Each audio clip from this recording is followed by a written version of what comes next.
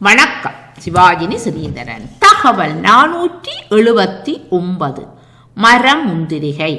மரமுந்திரிகை பழத்தில் vitamin C, நார்ச்சத்து, புரதம், கால்சியம், மக்னீசியம், தாமிரம் போன்ற சத்துக்கள் நிறைந்து உள்ளது. உடலுக்கு குளிர்ச்சி அளிக்கும், நோய் எதிர்ப்பு சக்தியை அதிகரிக்கும், இரத்த சோகையை போக்கும், செரிமானத்திற்கு உதவும், எலும்புகளையும் இதயத்தையும் வலுப்படுத்த, கோடை காலத்தில் உடல் வறட்சியையும் தடுக்கும், கொழுப்பை குறைக்கவும், இரத்த அழுத்தத்தை கட்டுப்படுத்தவும் உதவும். நார்ச்சத்து அதிகம் உள்ளதால் செரிமானத்தை மேம்படுத்தி மலச்சிக்கலை போக்கும்.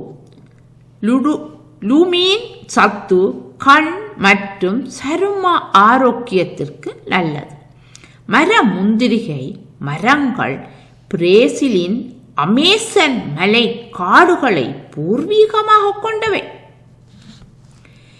இந்த மரம் முந்திரிகை பழத்தை உப்பு நீரில் ஊற வைத்து சாப்பிட நல்ல சுவையாக இருக்கும். இனிப்பும் லேசான துவர்ப்பு சுவையும் இருக்கின்றது. கோடையில் அதிகம் கிடைக்கும். இந்த பழத்தை சாப்பிடும் போது கெட்ட கொலஸ்ட்ராலின் அளவும் குறைகின்றது. மரமுந்திரிகை எங்கள் வீட்டு முற்றத்தில் நின்றது.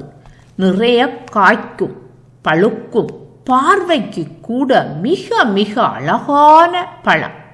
இதன் கொட்டையை பிடுங்கி சேகரித்து சுட்டு சாப்பிடுவோம்.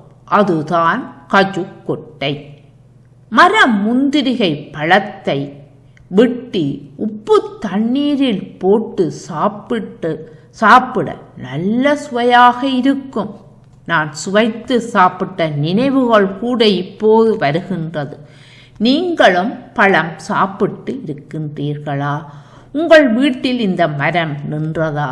உங்கள் அனுபவங்களையும் கூறுங்கள். எங்களுக்கு நண்பனாக இருந்த மரமுந்திரிகை பழம் விதை இன்று ஐரோப்பியர்களின் தோழனாக கஜுக்கொட்டை மாறிவிட்டது.